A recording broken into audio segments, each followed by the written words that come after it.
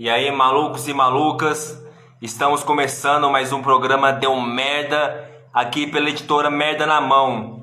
Estamos no programa número 32 dessa série que tenta devastar a cultura independente, a cultura underground do Brasil e também outras conexões em outros lugares, como por exemplo, a gente entrevistou também Dani Hell, né, que é o cara que criou a Murder Records, uma gravadora de som extremo da Holanda. Ou seja, a editora Merda na Mão está localizada geograficamente em vários polos. A gente acredita que a cena independente, além de ser vasta, ela precisa cada vez mais se solidificar através da coletividade, através desse espírito do nós por nós, porque só assim, só através da coletividade que a cena se fortalece. E como eu falei, estamos no programa número 32 e é sempre bom começar esse programa citando o nome do programa, Deu Merda, Deu Merda, Deu Merda, esse grito insano, esse grito cheio de fúria, de subversão, de indignação. E nós somos uma editora sem censura. Nós temos essa proposta de publicar os impublicáveis, todos esses artistas que encontram sem espaço e sem meios para publicar seus trabalhos. A gente sabe que o mercado editorial é segregador e, além de cobrar muito caro para o artista produzir seu trabalho, publicar, é muito foda ver essa vasta produção com tanta gente produzindo trabalhos contundentes, sinceros, verdadeiros e não ter um espaço que possa ser publicado esses trabalhos. Nós somos uma das poucas editoras que tem essa proposta de não cobrar dos autores para lançar esses trabalhos, ou seja, repito, a gente não cobra dos autores para publicarem seus trabalhos.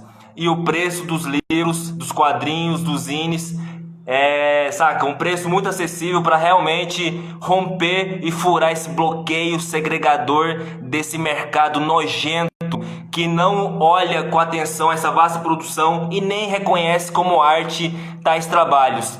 Então a gente está furando o bloqueio com essa proposta de uma editora que não tem patrocínio, uma editora que não tem fins lucrativos, uma editora que tem realmente essa proposta de dar um espaço para essa galera mostrar seu trabalho. Nós também não caímos nessa ideia tola de querer dar voz para essa arte periférica, marginalizada e tal, porque é uma pretensão idiota essa que alguns meios editoriais tendem ainda a cair com essa ideia de não vamos dar a voz para quem não tem voz. Essa galera tem voz sim, está berrando, gritando há muito tempo, só falta mesmo um espaço que agregue essas vozes e que elas possam alcançar um número maior de pessoas. A Flavinha comentou aqui, é nós por nós, Diego. Flavinha, que é uma artista, né, do rap, ela é do Rio de Janeiro, do rap combativo, está sempre acompanhando o nosso trampo, saca? E é uma parceira muito foda. O Pericles, que também é um músico, que acompanha nosso trabalho também, inclusive ele foi das pessoas que adquiriram o nosso livro Poesia Podre, que eu estou encaminhando essa semana para todos aqueles que compraram na pré-venda. O Leal, do grupo de rap Catarse, ele comentou aí, tamo juntos, que é outro cara assim que a gente tem profunda admiração, porque eles fazem um rap combativo, um rap que também tem essa proposta da arte não como mero produto de mercado. Ele não é uma arte dentro de uma sacolinha, de uma gaiola, muito pelo contrário, é uma arte que propõe reflexão, pensamento crítico e que faz com que a gente mergulhe numa zona totalmente fora da zona de conforto. Isso é fundamental. Quando a arte ela se torna apenas mercado e ela está inserida dentro de uma gaiola no qual o sistema, o capital tenta induzir a um diálogo X ou Y, a arte morreu. Então é muito foda ver essa galera acompanhando nosso trabalho. Tem uma galera que tá entrando. O Vixe Gariba comentou Fábio Vermelho incrível. O Gore também mandou um salve, que também é uma galera que tem um trabalho muito foda, né, de grindcore, um som extremo, e que a gente também tem um puta respeito, porque eles estão aí na cena underground há bastante tempo. E hoje a gente vai conversar com o Fábio Vermelho, que é quadrinista, ilustrador, que é um cara que tá com um trabalho assim já com uma personalidade muito própria, né? Ele já lançou alguns trabalhos que a gente vai ao longo do nosso papo hoje conversar, falar do seu processo criativo e tal. E ele tem um trabalho assim subversivo, intenso, é um trabalho que dialoga muito com temas tabus. Ou seja, nesse momento que a gente está vivendo de bizarrice, perseguição à arte, conservadorismo, caretice, o Fábio Vermelho se torna uma figura assim, de extrema importância para mostrar que existe sim uma arte resistente que veio para colocar o dedo na ferida, sem medo de censura e falar realmente aquilo que a arte também tem como proposta, né, de retratar essa realidade violenta sem maquiagem. O Fábio Vermelho trata nos seus quadrinhos e nas suas ilustrações escatologia, drogas, satanismo, sadomasoquismo, putaria, saca? É um trabalho assim podre, nojento, escatológico, esteticamente feio, dentro dos padrões bonitinhos, dentro dos padrões perfumados.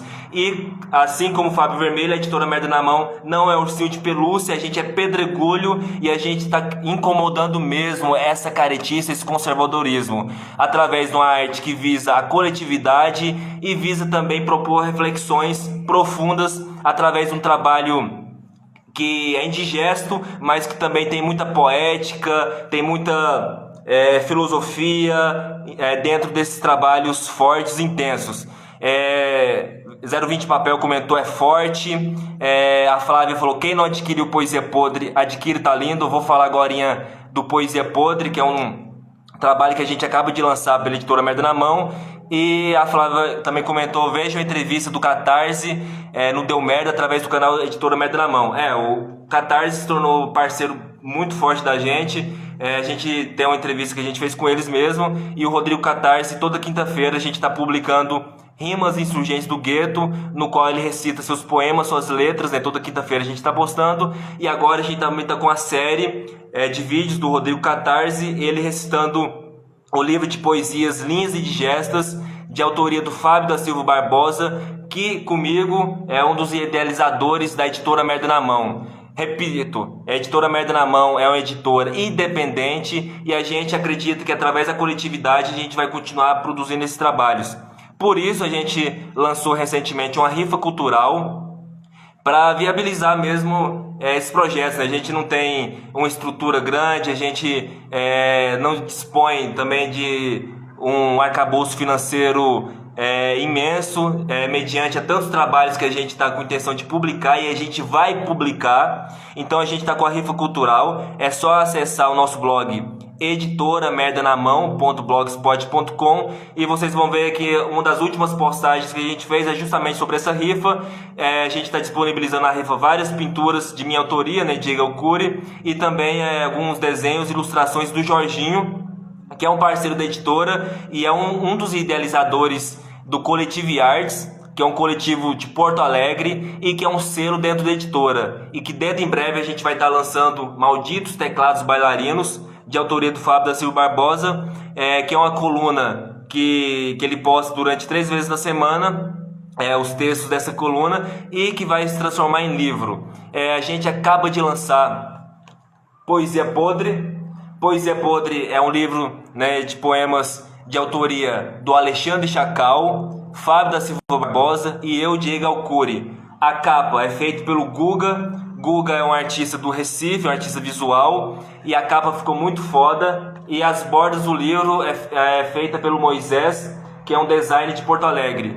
E vale lembrar que o Guga é um dos grandes artistas visuais que tem um trabalho muito foda com fanzines, desde 1986 que ele está produzindo seus fanzines, e também ele produz muitas capas de discos. A gente acaba de lançar também no canal da editora, no YouTube, Editora Merda na Mão. No YouTube vocês têm acesso tanto às entrevistas que a gente faz pelo Instagram, como também outros programas. E toda terça-feira a gente está publicando um programa apresentado pelo Zé Júlio, que é uma lenda do punk rock, um cara que tem história de 3 décadas do punk rock e também no metal. Ele foi um dos integrantes do grupo Trevas, que foi a primeira banda de metal extremo de Santos, né? E uma das primeiras bandas de metal extremo do Brasil. E terça-feira a gente tem um programa Contramão Musical, apresentado pelo Zé Júlio. E essa semana a gente postou um vídeo bem interessante que faz uma homenagem aos ilustradores do Brasil. Então, a gente mostrou o trabalho de alguns ilustradores, entre eles o Guga, que deu um depoimento muito foda contando sua trajetória e também falando da capa desse livro, que tá muito foda. O trabalho gráfico ficou muito bem cuidado, muito bem trabalhado, né?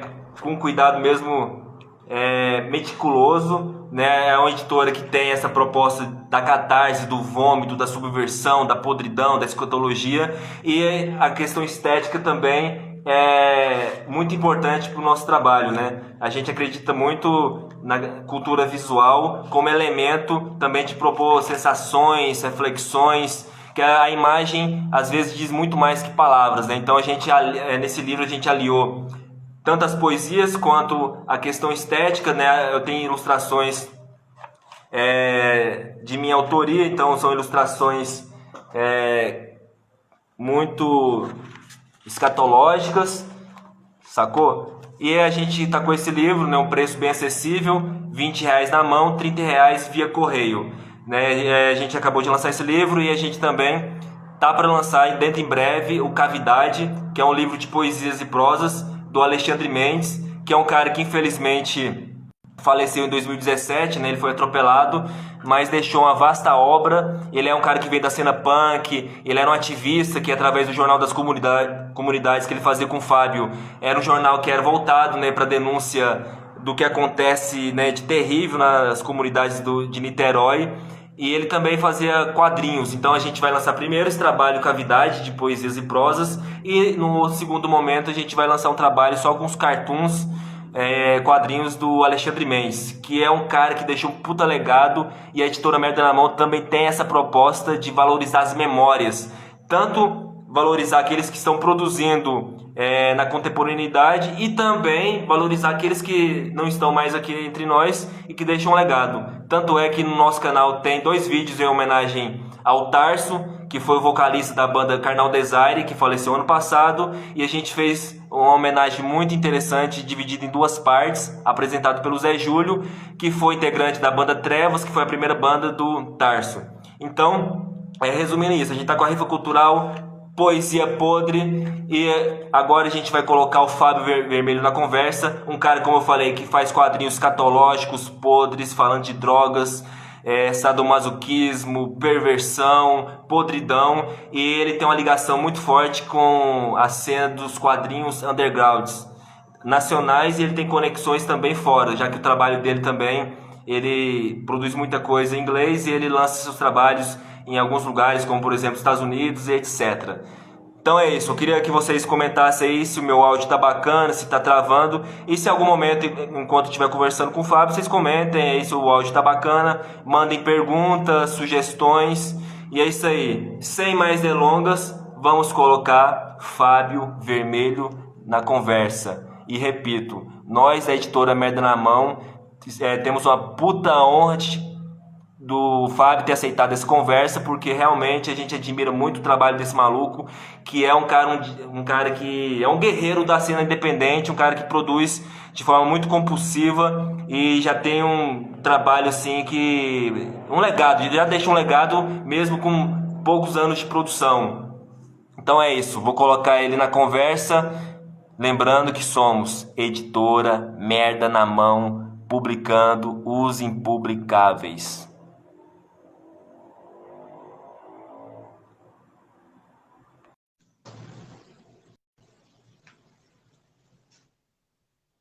Aí o Pérez falou que o áudio tá ótimo.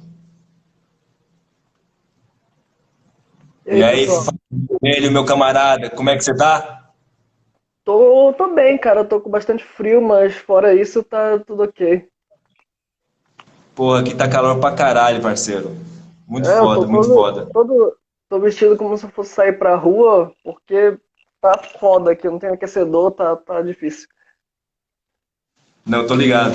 Cara, que nem eu tava falando na introdução, a gente acha seu trabalho muito foda.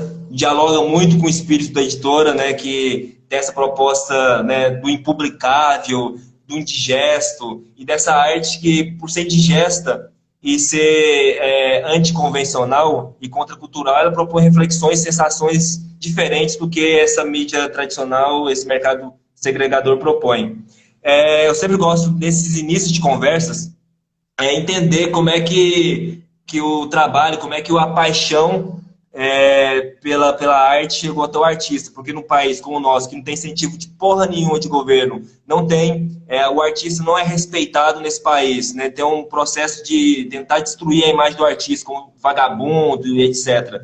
E eu queria saber como é que a sua paixão pelos quadrinhos, pelas artes visuais entrou na sua vida. Cara, desde pequeno eu gosto de desenhar quadrinhos, saca? Mas, tipo assim, eu comecei sem ser profissional, saca? Como todo, tipo, saca aquela criança que tá sempre desenhando, copiando gibi, tentando desenhar igual. Pois é, eu fui essa criança, saca? E quando eu tava no colégio, eu desenhava, eu comprava aqueles caderninhos de pauta, sabe? Aqueles bem, deixa eu ver se eu tenho aqui, não tenho. Aqueles bem de criança assim, saca? Desse tamaninho assim. E eu fazia uns gibizinhos, tipo em caderno de pauta mesmo, me dava pros meus colegas de classe desenhar e tal. Desenhar não, ler, eles levavam pra casa e tal. Desde pequeno eu gosto de desenhar, cara. Só que desde essa idade eu já era meio compulsivo, saca? Porque com esses gibizinhos vagabundos que eu fazia, eu fiz umas 30 edições, saca? Só com essas porcarias. Mas foi assim por volta de 2012 que eu comecei a desenhar os quadrinhos que eu desenho hoje em dia, saca? Uma parada mais adulta, mais escatológica, mais subversiva. Eu comecei desenhando umas paradas assim pra. Olha, tem um gato aí também, ó. Você quase derrubou meu quadro aqui atrás. Massa, massa. Aí, em 2012 eu comecei a desenhar coisa pra antologia, pra coisas tanto de fora quanto daqui do Brasil, saca? Só em 2015 que eu comecei a fazer as minhas próprias histórias. Eu comecei com as Weird Comics, como tu falaste mais cedo, que são todas em inglês e tal. Já tá na 10ª edição, as Weird Comics. E quando eu comecei a ficar mais conhecido aqui no Brasil foi quando eu comecei a escrever em português mesmo, a convite do Lobo da Score e tal. Fiz o Dr. Milton, fiz Assassino na Casa e agora o Morcegos. Mas desenhar assim como eu tô desenhando agora desde 2012, mais ou menos, sabe? Foda. Cara, eu vi uma vez uma entrevista sua, você fala que você não gosta muito de graphic novel, né? Que você gosta da revista. E essa revista que você produz, que está na 10ª edição, você produz em inglês, né? Por que produzir em inglês e como é que é o seu alcance fora do país desse trabalho? Eu comecei a fazer inglês porque agora eu tô aqui em Curitiba, vai fazer 2 anos. Mas até os meus 26 anos eu morava lá em Belém, no- lá no extremo oposto, lá no norte. E eu era meio isolado, saca? Eu não conhecia muito bem as pessoas que produziam, eu não participava de muita coisa. E aí quando eu comecei a fazer minha revista, eu pensei em fazer inglês para não ter esse problema geográfico, saca? Tipo, eu ia poder vender para todo mundo que morasse no Brasil, eu ia poder vender para todo mundo que mora fora do Brasil, que gosta de quadrinho e tal. E a recepção foi até boa, saca? Eu comecei meio que sem muita. Sem saber no que ia dar, saca? Eu só comecei a fazer, pensei, bom, eu tô com umas ideias aqui e vou desenhar uma revista e tal, porque eu sempre gostei de revista, tipo, nunca fui muito de fazer quadrinho grande. Eu só fazia uns quadrinhos curtos e eu pensei, eu vou lançar uma revista, que é um formato que eu gosto até hoje. A Weirdo do Crumb, saca? Tem a Zap Comics, a H-Ball Daniel Close, que é uma das minhas preferidas. E eu pensei Voltando, já tô. Fiz inglês justamente para poder todo mundo do mundo comprar, saca? E aí comecei vendendo bastante nos Estados Unidos e na Inglaterra, saca? Principalmente na Califórnia, Nova York, nos locais assim. Eu tenho a impressão de que o underground lá é um pouco maior, eu não sei, tipo, as pessoas começaram a comprar mesmo sem saber quem eu era, saca? Então, eu acho que foi uma receptividade boa. Tanto que eu tô na 10ª edição, né? E até a 8ª edição eu tava vendendo lá de Belém mesmo, para todo mundo, então eu considero que foi uma boa recepção para alguém que não tem divulgação, digamos, de uma editora, que não tem divulgação de mais nada além de mim mesmo, pelo meu Instagram e pelo meu Facebook, saca? Não pode crer. Algumas pessoas comentaram, inclusive, aqui que os nossos gatos são gêmeos, né? E uma vez eu vi o Mutarelli Então, falando eu que. mostrei, isso é engraçado. Pois é, e o Mutarelli falou que uma das coisas que os quadrinistas no Brasil tinham muito nos anos 80 era todo mundo tinha gato, né? Era ter gato e não saber dirigir, nos anos 80, né? Eu acho que os gatos continuam muito fortes, né, cara? E, porra, Eu cara, acho que eles são uma boa companhia, ficam aqui no colo quietinho, esquentando nesse frio. sim, até a Flavinha comentou, destaque para o sotaque do Fábio, que é uma belezinha. Cara, Muito queria falar o obrigado. seguinte, o Lobo Ramírez, que foi o cara que falou para você publicar em português, e tanto o Pet Cabra quanto a Score Comics, elas estão sendo muito responsáveis pela volta do underground para ter uma visibilidade maior, né? E eu queria saber como é que foi esse contato com o Lobo Ramírez, como é que se foi você que chegou até ele ou foi ele que chegou até você, para você começar a publicar em português. Pelo que eu me lembro, foi o Panhoca da Pé de Cabra que me apresentou, não que me apresentou, mas que falou sobre os meus quadrinhos para o Lobo, porque eu comecei a mandar, ainda quando eu morava em Belém, eu comecei a mandar minhas videocomics para a Itiban, que é a loja daqui de quadrinhos daqui de Curitiba. E eu lembro de chegar a revista lá e tal, e o Panhoca e a Miti estarem com ela, então confere, eu acho que foi mesmo o Panhoca que falou sobre os meus quadrinhos pro Lobo. E aí um dia, eu acho que foi em dezembro de 2018, ele chegou e falou, você não quer fazer um quadrinho em português? Porque até então eu não tinha feito nenhum quadrinho longo em português. No máximo eu tinha publicado pela Prego, um quadrinho de 4 páginas e tal, umas coisas na Pé de Cabra. E aí eu pensei, pô, eu nunca tinha tido um porquê, digamos, de fazer em português, porque eu nunca fui muito conhecido e tal, então, tipo, quando ele me falou isso, eu pensei, vamos lá, né? Então, tipo, é a primeira vez que eu vou ter uma editora para me ajudar na divulgação e tal, vamos ver como é que vai ser isso em português, vamos... E eu tentei, saca? Tipo, comecei a desenhar o Dr. Milton em janeiro de 2019 e saiu em outubro, se não me engano, em setembro. E o pessoal gostou, saca? E aí logo em seguida eu já fui emendando e fazendo mais coisa em português. Logo em seguida, Dr. Milton, eu terminei e fiz esse aqui, o Grito, o Assassino na Casa.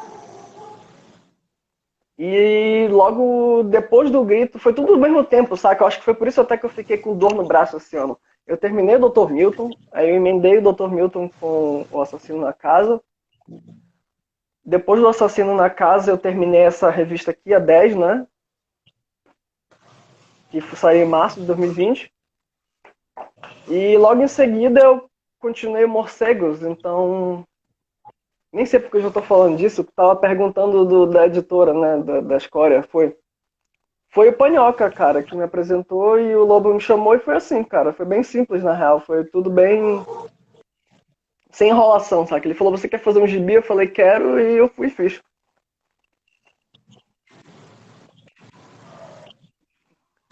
Não, foda. O seu trabalho, né, fez com que eu voltasse a ter uma atenção pela cena underground dos quadrinhos nacionais, saca? Quando uma pessoa que eu conheço que coleciona quadrinhos, me mostrou o deplorável caso do Dr. Newton, né? E sem dar spoiler, né? É muito foda esse trabalho, o seu traço, a rachura e tal. E né, eu via conexões com Crumb e tal. E eu voltei a ter uma atenção muito foda com a produção nacional de quadrinhos escatológicos, né? Foi através do seu trabalho. Outras pessoas me falaram a mesma coisa, que o seu trabalho que despertou a gente ter uma atenção novamente para a produção nacional de quadrinhos podres escatológicos. Eu queria que você falasse como é que foi produzir um quadrinho, né, com tantas páginas e como é que surgiu a concepção do roteiro, que o seu trabalho tem uma preocupação muito com a história, com os personagens, né, com coisas secundárias que acontecem na narrativa. É engraçado falar isso porque as pessoas comentam que a história que os meus quadrinhos tem muito texto, que é bem amarrado e tal, que acontece bastante coisa. E você perguntou agora do roteiro, mas por mais estranho que pareça, eu não escrevo roteiro, cara. Eu só penso na história. Geralmente eu penso no começo, no meio e no fim, mas sem me aprofundar em nada, assim. Eu não bolo exatamente tudo que vai acontecer no quadrinho antes de desenhar, saca? Eu vou meio que pensando enquanto eu desenho. Eu, enquanto eu tô fazendo uma página, eu já tô pensando nos diálogos e no layout da página seguinte, saca? Tipo, o Dr. Milton foi a mesma coisa. Eu pensei, tá, vai ser uma história de um cara, ele vai ser um pai de família, fazer uns clones, e vai dar alguma merda aqui no meio, os clones vão ter que se rebelar, porque já era uma ideia que eu tinha desde o início, porque, enfim, que clone não se rebelaria diante de tudo aquilo? E aí eu já sabia como ia ser o final e só faltava pensar, digamos, nas falas e no meio da história. Eu não sei como é que eu vou falar sem dar spoiler, mas já faz mais de um ano que saiu o Dr. Milton, então acho que já dá pra dar uns spoilers. Digamos, eu já tinha bolado que ia ter aquelas duas crianças que ele clonou e tal. Mas aí eu fui inventando no meio do caminho os percalços e as merdas e o que ia se desenrolar de tudo isso enquanto eu criava a história. Tanto assim, tanto o Morcegos, quanto o Dr. Milton, quanto o Assassino na Casa eu fui fazendo sem roteiro, assim. Eu só escrevi um roteiro na minha vida, que foi pro quadrinho que eu fiz pro meu TCC, mas só porque tinha essa formalidade mesmo de ter que fazer um trabalho, um TCC, mas eu não sinto a necessidade de fazer o roteiro, entende? Eu já pensei sobre isso, pensei, será que eu não devia escrever? Mas tá funcionando assim até agora, não senti a necessidade realmente de escrever roteiro. Então, eu acho que por enquanto está funcionando, né? Eu sempre acho que eu tenho problema para fazer final e tal, mas as pessoas falam que gostam do final dos dois quadrinhos, tanto do Dr. Milton quanto do Morcegos, então, por enquanto eu vou continuar sem escrever, se eu sentir a necessidade de escrever um roteiro algum dia eu escrevo. Até a Laura Laco, que é uma quadrinista que tem um trabalho foda, né, do 020 Papel, ela comentou que a história vai surgir de acordo com o processo, né, mais ou menos isso que você falou, né? Mas E, é cara, a tipo gente, isso. sim, e aí, porra, a gente tá vivendo um momento aí conservador ao extremo. O Brasil sempre foi conservador, mas agora tá legitimado pra caralho essa caretice, esse conservadorismo, e você retrata nos seus trabalhos escatologia, podridão, sexo, drogas. Inclusive, você postou uma ilustração no seu Instagram que eu achei do caralho, que é o Cristo lá na cruz. Tem também aquele desenho do cara cagando num copo, sabe? Então, o seu trabalho é muito podre, muito fétido. Cara, como é que é produzir um trabalho tão contundente nesse momento tão chato que a gente tá vivendo, velho? Cara, eu acho mais do que necessário, porque, tipo, eu acho que quanto mais esse povo tentar censurar a gente, mais a gente deveria fazer umas coisas muito mais loucas, saca? Porque, tipo, o povo não aguenta ver um beijo gay no quadrinho, saca? Lembra daquele caso que estavam recolhendo os livros numa Bienal, saca? Tipo, pelo amor de Deus, saca? Tipo, é só um beijo, saca? Eu acho que quanto mais isso acontecer, coisas cada vez mais escatológicas e mais mais ultrajantes a gente tem que fazer, porque a gente não pode desistir, ser censurado por esse monte de gente que quer ditar o que a gente pode fazer, o que não pode fazer, o que a gente tem que ler, o que a gente tem que desenhar, saca? Isso é ridículo. Eu acho que a gente tem que continuar a fazer esse tipo de coisa, porque tem gente que gosta desse tipo de coisa e, tipo assim, por mais que pareça escatologia e para os olhos dessas pessoas conservadoras pareça apenas um monte de gente trepando, um monte de gente dando drogas ou coisas esquisitas no geral, a verdade é que tem crítica nisso tudo, saca? Não é simplesmente a escatologia pela escatologia. E claro que mesmo que seja escatologia pela escatologia, que eu tenho muitos quadrinhos que são basicamente só merda de filme de terror, gente morrendo, eu acho que é totalmente direito da gente fazer esse tipo de coisa, saca? Então, eu espero que em 2021 saiam muito mais quadrinhos, muito mais loucos do que esses que eu pensei. Pareçam pessoas fazendo coisas muito mais loucas, porque a gente não pode simplesmente se calar porque o governo tá essa merda e acha que pode recolher livro que tem beijo gay, saca? Que merda é essa? Isso é ridículo. Não, é podre, totalmente tosco, né, cara? E a sua arte é de confronto mesmo, eu acho fundamental. Tem uma galera que comentou aqui, velho, que eu vou até dar uma lida aqui. É, a Rádio Rota 220 falou que seus desenhos são excelentes, que você é um verdadeiro artista e que as pessoas são hipócritas demais. Não podemos desistir e não ficar na mão desses calhordas. E, cara, o seu trabalho também dialoga muito com a música, né? Inclusive, eu acho o seu visual muito rockabilly, cara. Se você tivesse uma banda de rockabilly, com certeza tinha tudo a ver. E você faz muitos quadrinhos também baseado em músicas de bandas e tal. E eu queria saber como é que é a influência que a música tem no seu trabalho e que você gosta de ouvir para produzir.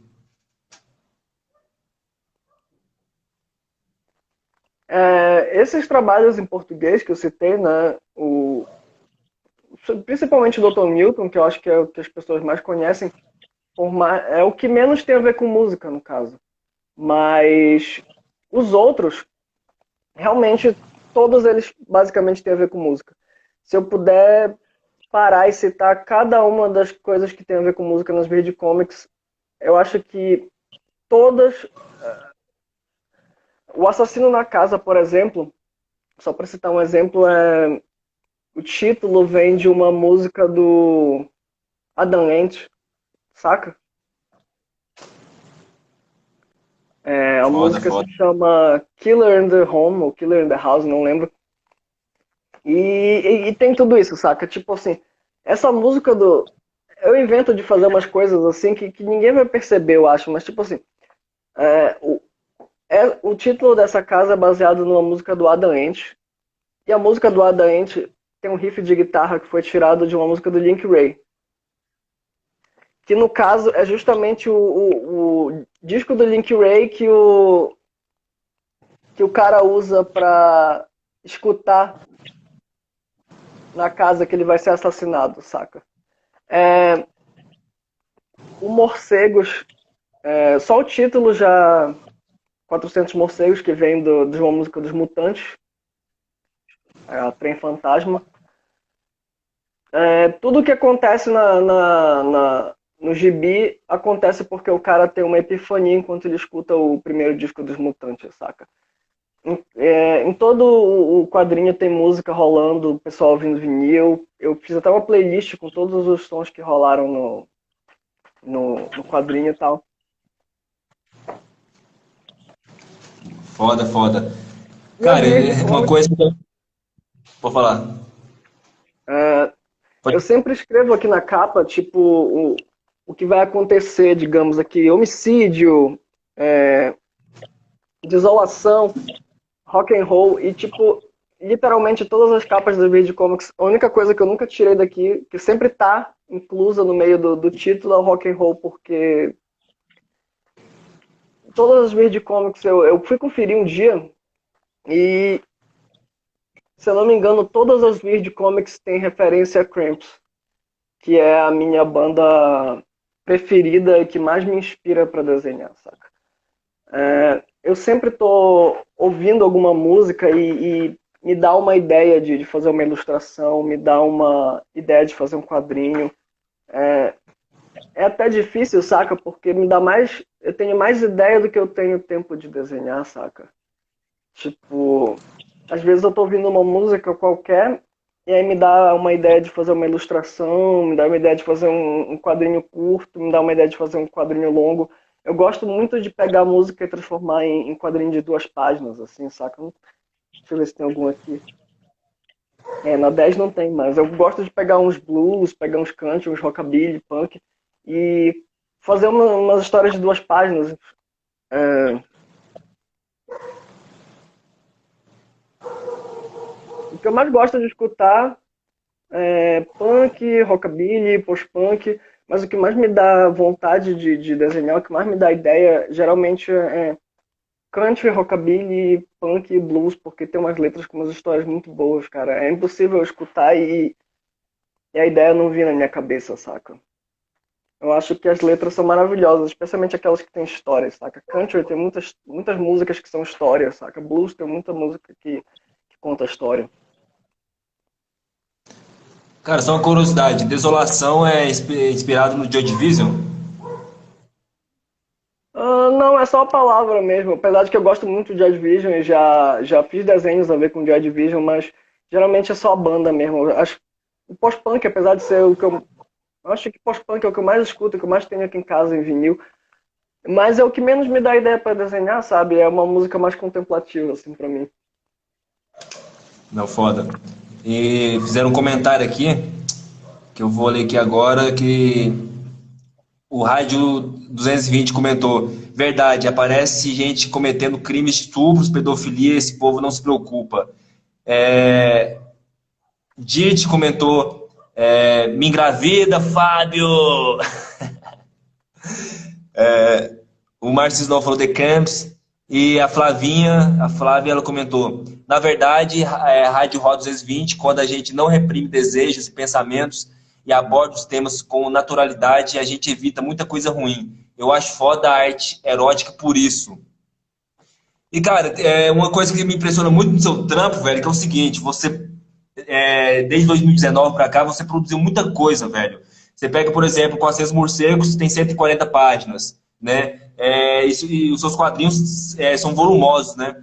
E você falou que nessa época você trabalhava num restaurante e ainda produzia compulsivamente. Como é que era? Como é que você conseguia tirar tempo para ainda produzir tanto, cara?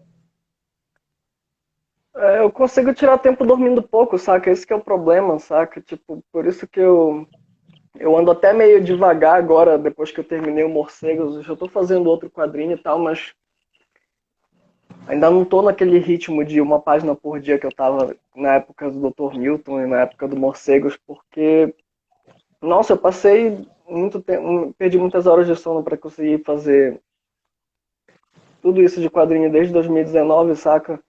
Eu tentava fazer uma média de 1 página por dia.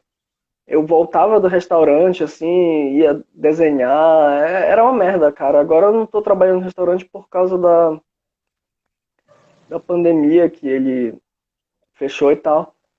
Mas até o início desse ano eu tava assim, cara. Eu tava trabalhando, fazendo encomenda, fazendo os quadrinhos. E a única coisa que eu tenho a dizer pra explicar como eu conseguia fazer isso era tomando muito café e dormindo pouco, cara.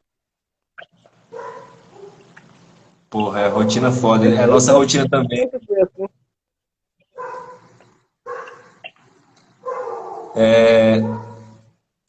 O Flávio Passardi perguntou: pergunta se ele curte Dark Country, tipo Glautal e outros do tipo. Você curte Dark Country?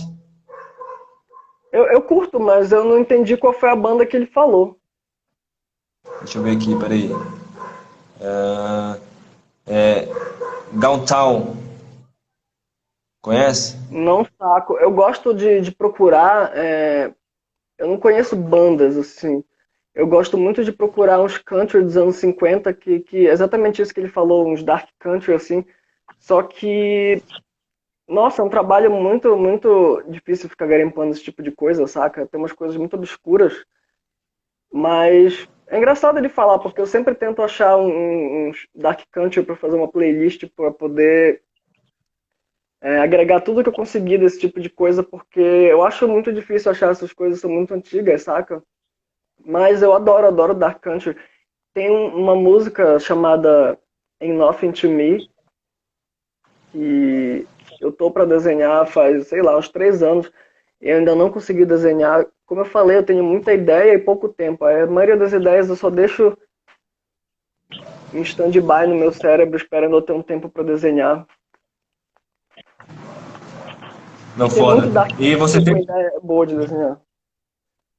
Pô, foda. Cara, você sempre fala também que o Crumb é uma puta referência no seu trabalho, né? E além do Crumb, o que que você curte em quadrinhos, assim? Qual que é a influência que você tem além do Crumb? Pois é, o Crumb foi o pontapé inicial no underground que eu tive, e depois disso eu fui procurando outras coisas. Tem um artista que eu gosto muito, que me influencia bastante, é o Suehiro Maru, saca? Pra caralho. Porra, foda. Faz umas paradas Foda pra muito caralho. boas. O problema é que é difícil de achar coisa dele aqui no Brasil, né? Mas ele é muito bom. Eu gosto muito também do Guido Crepax. Eu gosto muito do Charles Burns, Tom Monstro. Finland, Eric Stanton. Esses tempos eu tô muito viciado no, no Suehiro Maru e no Tom Finland, desde que eu consegui colocar a minha influência do Tom Finland no Dr. Milton. Nossa, eu fiquei muito feliz, porque eu sempre gostei muito do trabalho do cara e pensava, nossa, eu preciso fazer alguma coisa parecida com isso. Foi a oportunidade que eu tive no Dr. Milton, né? Que, para quem já leu, vai entender a referência do Tom Finland no Dr. Milton. O que mais que eu gosto? Cara, eu gosto muito de Gilbert Shelton, aquele cara Porra. que fez o Fabulous Furry Freak Brothers. Eu tinha no computador todas aquelas rip-off comics que eram as revistas que ele fazia. Nossa, eu pirava naquilo, eu adorava aquelas revistas dele. Eu gosto muito também do Daniel Close, que faz o Ghost World, né? Ele tinha uma revista chamada H-Ball, que também foi uma grande influência para fazer as Weird Comics. O que mais que eu gosto? Cara, meu gosto por quadrinho é uma coisa meio esquizofrênica, assim, eu não tenho uma coisa que eu gosto muito, assim, que eu vou... Fora o Charles Burns, o Crepax e o Crumb, que eu procuro ter tudo que eu consegui deles. O resto, assim, eu gosto de uns quadrinhos aleatórios que eu vou achando. Eu não sou muito, assim, de comprar e ler quadrinhos, saca? Eu troco muita coisa com as pessoas também. Eu tenho uns fanzinhos e tal da galera gringa que eu trocava, troco com a galera do Brasil. Aí, Tem uns... você curte quadrinhos? Oi? Do Brasil, quem que você curte? Quem que você acha foda, assim? É, Cara, que eu quadrinista acho brasileiro. foda.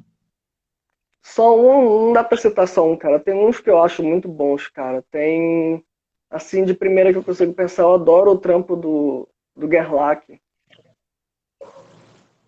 que fez Noia, que fez a Recém, que fez os Know-How.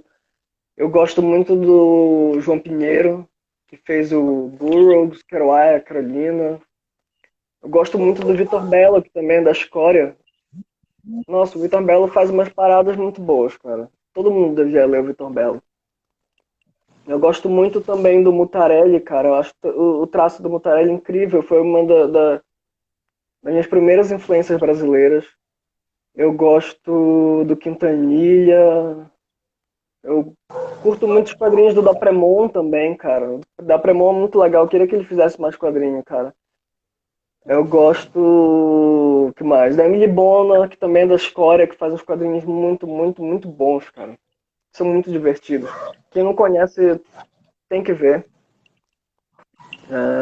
Eu gosto do Kainan, não sei se você saca.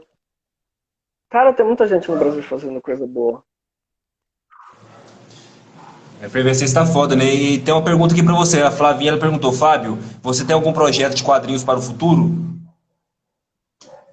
Sim, eu sempre tenho, né, eu nem sei se eu considero futuro, né? Porque eu emendo de um pro outro, então logo que eu terminei morcegos eu já comecei a fazer um com um amigo meu. Acho que é a primeira vez que eu tô fazendo com outra pessoa, mas esse ainda tá no começo. Acho que vai sair em 2022, mas para 2021 já tem outro fechado já, no caso, que muita gente me pede para traduzir as Weird Comics e tal.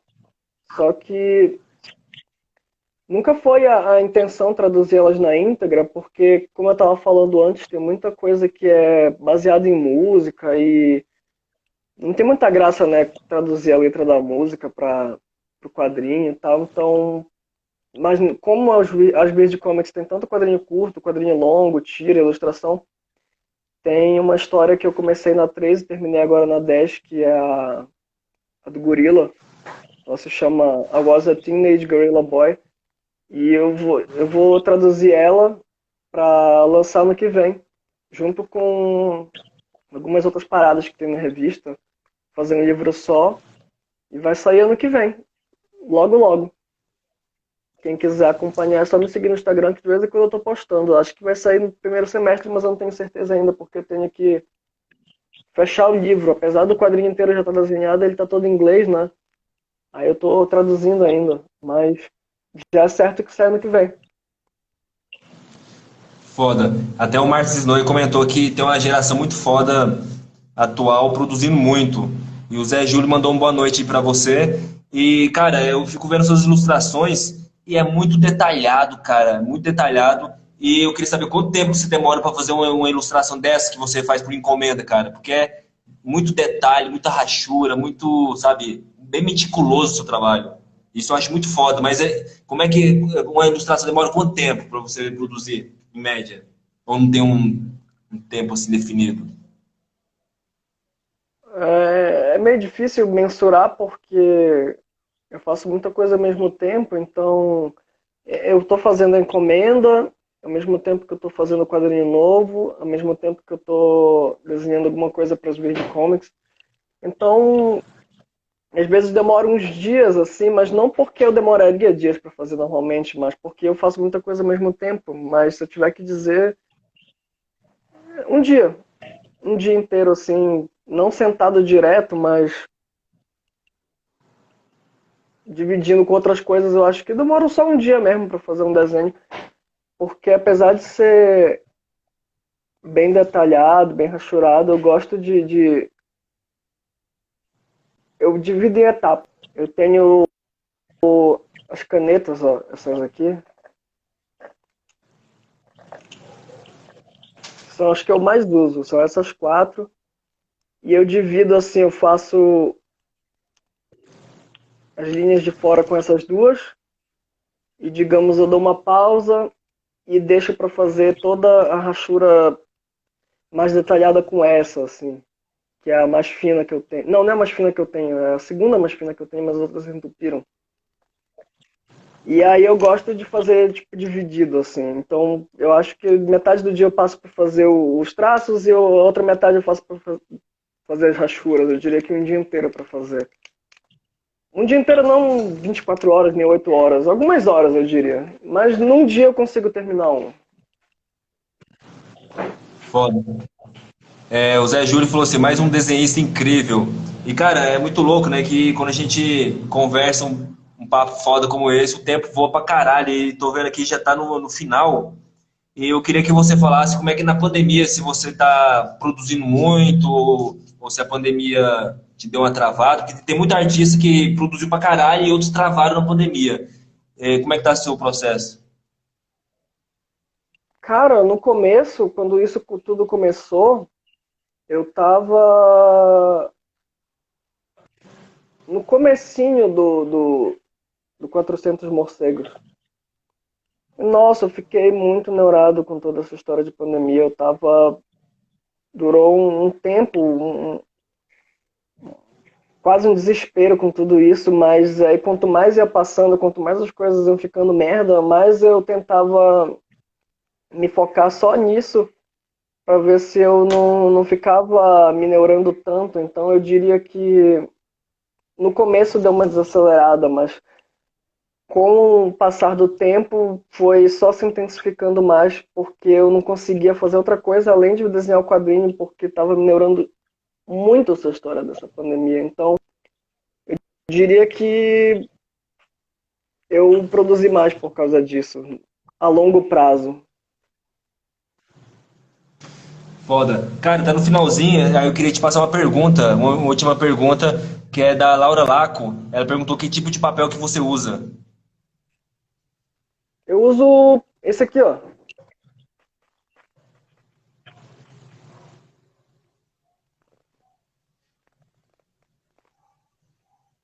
Nesse caso aqui é um A3, porque não que eu desenhe A3, eu não gosto de desenhar A3, eu acho que o tamanho ideal para mim é o A4. Eu acho que o A5 é muito pequeno, o A3 é muito grande, mas eu tô comprando esse canção aí A3 por causa das encomendas. Algumas pessoas me pediram encomenda em A3 e aí eu corto no meio e uso como um A4. Eu gosto desse com a gramatura de 200 porque é mais grossinho. Eu me acostumei a desenhar com esse e eu não consigo fazer as histórias em quadrinhos, as ilustrações em outro papel. Foda, foda. E, cara, tá no finalzinho, queria primeiro passar um comentário, Zé Júlio. Ele falou assim que você tem que estar no nosso programa, parte 2 vai ser uma honra. A gente tá com a série de ilustradores no nosso canal. E depois a gente conversa se você topa mandar um vídeo, você falando do seu processo e tal. Mas como o tempo voa, cara, a gente tá no final. Porra, cara, eu queria agradecer. Eu acho que um cara como você que produz tanto, o ideal era a gente fazer um programa de, sei lá, 6 horas, 10 horas, cara, porque você tem um trabalho muito, muito foda, muito rico, né, cara? E essa sua obsessão eu acho fundamental, porque a gente também tem essa ideia, né, de toda merda na mão de produção intensa contra a mediocridade, só produzindo muito e mostrando, colocando a cara a tapa que o negócio rende, né? Uma vez eu li uma frase que eu achei muito foda, que a diferença do artista e do publicitário é que o artista dá cara a tapa. E você é um desses caras que dá cara a tapa, velho. Porra, depois eu quero até adquirir o seu trabalho, o 400 morcegos, que eu li muita coisa sobre. Todo mundo que eu conheço que teve contato com esse trabalho achou foda pra caralho. Eu achei a ideia do roteiro muito foda e eu quero adquirir esse trabalho em breve, né? Depois eu vou conversar com você.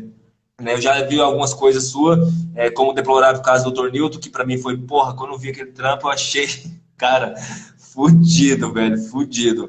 E, porra, cara, queria agradecer. Se você quiser deixar um comentário final aí pra gente aí, fica à vontade. Pô, eu ia comentar justamente isso que tu falaste, que eu achei uma parada bem legal que tu comparou o publicitário com o artista. Porque é verdade, né? O publicitário meio que quer fazer algo para vender, quer fazer algo que vai cair no gosto do público, quer criar mesmo que a intenção dele é vender, ele quer fazer algo que vai chamar a atenção das pessoas e que vai ser comprado em massa. Mas é isso, saca? Eu acho que todo mundo que quer fazer alguma coisa, que quer fazer algum trabalho artístico, seja um quadrinho, seja uma ilustração, um filme, o que for, não tem que ficar pensando no que vai agradar, saca? Não tem que ficar pensando se as pessoas vão gostar, se as pessoas vão comprar, se vai ter muita gente gostando, saca? Tipo, só faz o que dá vontade de fazer, só faça a ideia que tiver na sua cabeça e vai ter nem que seja um pequeno grupo de doidos que vai gostar da mesma coisa que você, saca? Não fique tanto pensando no público, não pense no que vai vender, no que vai fazer sucesso. Só faz o que você tem vontade, a ideia que você teve, que se for uma coisa realmente genuína, eu acho que vai ter gente que vai gostar, saca? Não necessariamente muita gente, mas é assim mesmo, saca? Tipo, quando eu comecei a fazer minhas revistas 5 anos atrás, eu não fiquei pensando, será que vai ter um grande público? Será que vai ter muita gente que vai gostar, saca? E teve alguns, o suficiente para fazer edição 2, edição 3, edição 4, até 10, saca? Então, tipo, eu acho que se você ficar botando muita amarra em você mesmo, nas suas ideias, ficar pensando no que vai agradar, no que vai desagradar, é muito empecilho para sair uma coisa genuína que vai chamar a atenção das pessoas, saca? É isso aí, meu amigo. Continue produzindo, resistência sempre, sempre cagando na cara dessa família tradicional, imbecil, idiota, fétida e contra esse mercado segregador que coloca a arte dentro de uma gaiolinha e a arte não é produto, a arte não é mercado, a arte é muito mais que isso, cara. Foda pra caralho seu trampo. A Day comentou que lindo isso que você está dizendo, muito grata. Cara, Ah, gratidão mesmo obrigado. por essa ideia, foda, foda. Isso aí, continuamos cagando nesse mercado editorial segregador. Editora Merda na Mão, publicando os impublicáveis.